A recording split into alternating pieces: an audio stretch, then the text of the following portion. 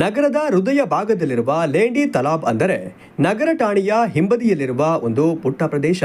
ಹಲವು ವರ್ಷಗಳ ಹಿಂದೆ ದಲಿತರ ಅಭಿವೃದ್ಧಿಗಾಗಿ ಒಂದು ಜಾಗವನ್ನ ಆಗಿನ ಸರ್ಕಾರ ಮೀಸಲಿಟ್ಟಿದ್ದು ಅದನ್ನ ಮಲ್ನಾಡ್ ಕಾಫಿ ಕ್ಯೂರಿಂಗ್ನವರು ಕಬ್ಜಾ ಮಾಡಿರುವುದು ಬೆಳಕಿಗೆ ಬಂದು ಅಲ್ಲಿನ ಈಗಿನ ಯುವ ಜನಾಂಗ ವಿರೋಧ ವ್ಯಕ್ತಪಡಿಸಿ ಜಿಲ್ಲಾಧಿಕಾರಿಗಳಿಗೆ ಮನವಿ ಸಲ್ಲಿಸಿದ್ದರು.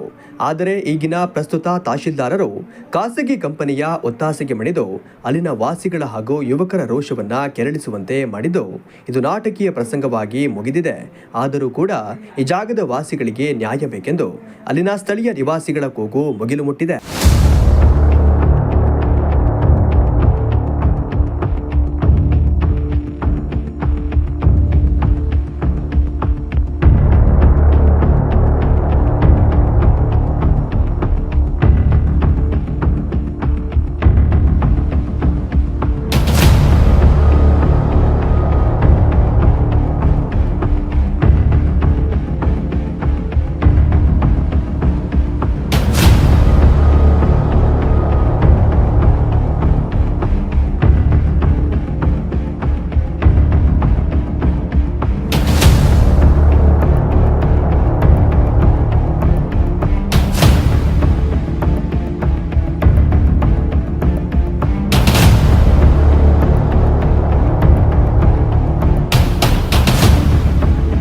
ಹಲವು ವರ್ಷಗಳ ಹಿಂದೆ ಅಂಬೇಡ್ಕರ್ ಶಾಲೆ ಅಥವಾ ಮತ್ತೊಂದು ರೀತಿಯಲ್ಲಿ ನೆರವಾಗಲೆಂದು ಸುಮಾರು ಸರ್ವೆ ನಂಬರ್ 55ರಲ್ಲಿ 15 ಗುಂಟೆ ಜಾಗವನ್ನ ಸರ್ಕಾರ ಮಂಜೂರು ಮಾಡಿದ್ದು, ಆದರೆ ಈ ಬಗ್ಗೆ ಯಾರೊಬ್ಬರಿಗೂ ವಿಷಯ ತಿಳಿಯದ ಕಾರಣ ಈ ಒಂದು ಜಾಗಕ್ಕೆ ಅಲ್ಲಿನ ಒಂದು ಖಾಸಗಿ ಕಂಪನಿ ದೊಡ್ಡ ಬೇಲಿಯನ್ನ ನಿರ್ಮಿಸಿ ಸಂಚಲನ ಸೃಷ್ಟಿ ಮಾಡಿದ್ದು, ಈ ಬಗ್ಗೆ ಈಗಿನ ಯುವಕರು ಪ್ರಶ್ನಿಸಿದಾಗ ನಿಮ್ಮ ಜಾಗ ನಿಮಗೆ ಕೊಡುವುದಾಗಿ ಹೇಳಿದರೂ ಸಹ ಈಗಿನ ತಹಶೀಲ್ದಾರರು ಪುನಃ ಭೇಟಿ ನೀಡಿ ಸರ್ವೆ ಮಾಡಿಸಿ ಅವರ ಜಾಗವನ್ನ ಕಡಿತಗೊಳಿಸುತ್ತಿರುವುದು ಚರ್ಚೆಗೆ ಗ್ರಾಸವಾಗುತ್ತಿದೆ.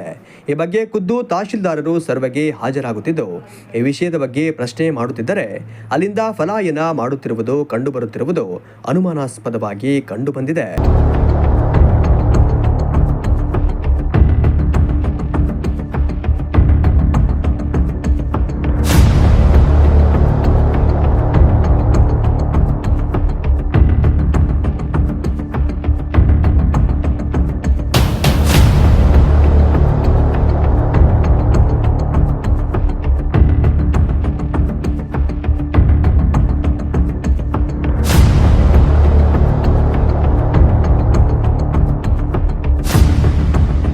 ಈ ಒಂದು ಜಾಗವು ಅಂಬೇಡ್ಕರ್ ಶಾಲೆ ಅಥವಾ ಅಲ್ಲಿನ ಜನರಿಗೆ ಅಂಬೇಡ್ಕರ್ ಭವನ ನಿರ್ಮಾಣಕ್ಕೆ ಕಲ್ಪಿಸಲಾಗಿದೆ ಎಂದು ಹೇಳಲಾಗುತ್ತಿದೆ. ಆದರೆ ಖಾಸಗಿ ಕಂಪನಿ ಅವರ ಒತ್ತಡಕ್ಕೆ ತಾಲೂಕು ಆಡಳಿತ ನಡೆಯುತ್ತಿದೆಯೋ ಎಂಬುದೇ ಯಕ್ಷ ಪ್ರಶ್ನೆಯಾಗಿದೆ.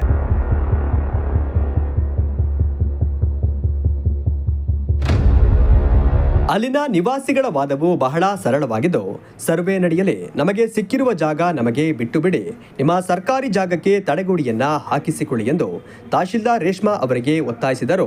ಅವರು ಪದೇ ಅಪೂರ್ಣ ಸರ್ವೆ ಕಾರ್ಯವನ್ನ ನಡೆಸಿ ಪ್ರತಿಯೊಬ್ಬರಿಗೂ ಧಮಕಿ ನೀಡುತ್ತಿರುವುದು ಸಾರ್ವಜನಿಕರ ಹೇಳಿಕೆಯಿಂದ ತಿಳಿದು ಬಂದಿದೆ.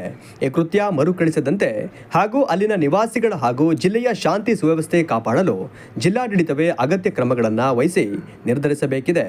ತಹಶೀಲ್ದಾರರ ವಿರುದ್ಧ ಇರುವಂತಹ ಅಸಮಾಧಾನವನ್ನ ಜಿಲ್ಲಾಧಿಕಾರಿಗಳು ಪ್ರಶ್ನಿಸಬೇಕಿದ್ದು ಅಲ್ಲಿನ ಲೋಪದೋಷಗಳಿಗೆ ತಡೆ ಹಿಡಿದು ಉತ್ತಮ ನ್ಯಾಯ ದೊರಕಿಸಿಕೊಡುವಂತಹ ಕಾರ್ಯವನ್ನ ಜಿಲ್ಲಾಧಿಕಾರಿಗಳು ಮಾಡಬೇಕಿದೆ ಎಂಬುದು ಅಲ್ಲಿನ ನಿವಾಸಿಗಳ ಒತ್ತಾಯವಾಗಿದೆ.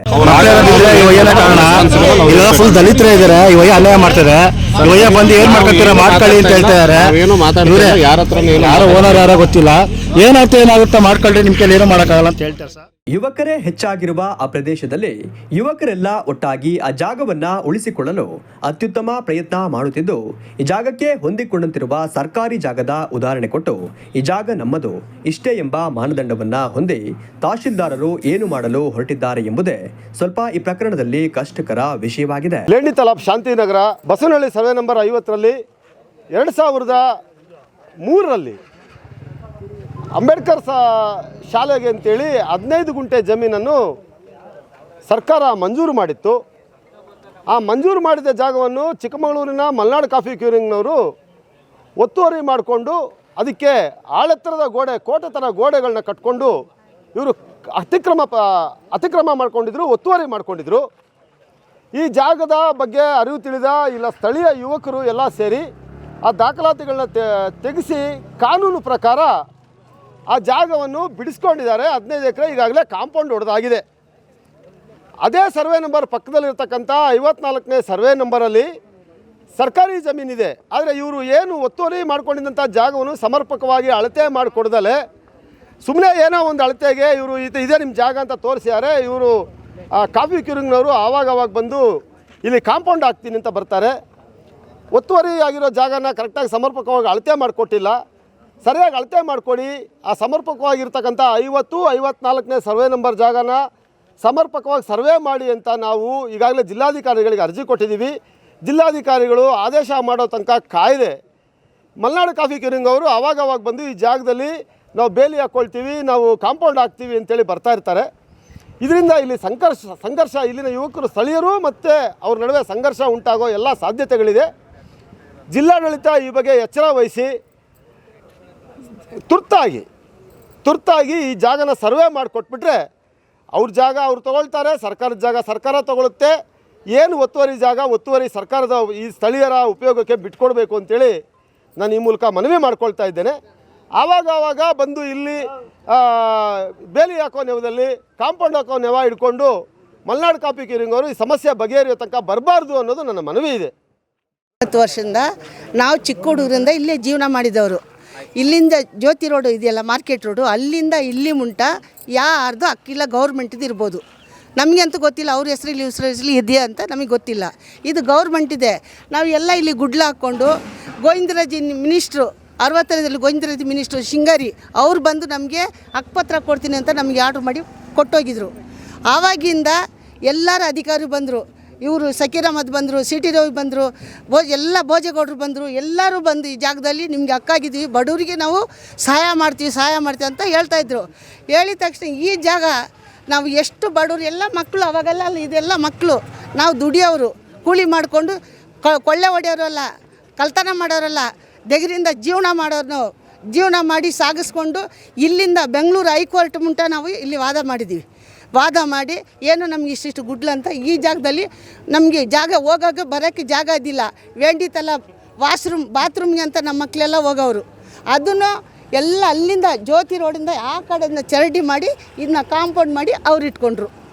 ಈಗ ನಮ್ಮದು ಅಂತ ಬಂದು ಗೋಡೆ ಹಾಕ್ಕೊಂಡು ಇದು ಮಾಡ್ಕೊಂಡಿದ್ದಾರೆ. ಈಗ ಮಕ್ಕಳೆಲ್ಲ ಹೋಗಿ ಹೋರಾಡಿ ಇದನ್ನ ನಮಗೆ ಕೊಡಬೇಕು, ನಮ್ಮ ಬಡವರಿಗೆ ಹಕ್ಕು ಮಾಡಿ, ನೀವು ಗೌರ್ಮೆಂಟಿಂದ ನಾವು ಅಧಿಕಾರದಿಂದ ಕೇಳ್ತಾ ಇದ್ದೀವಿ,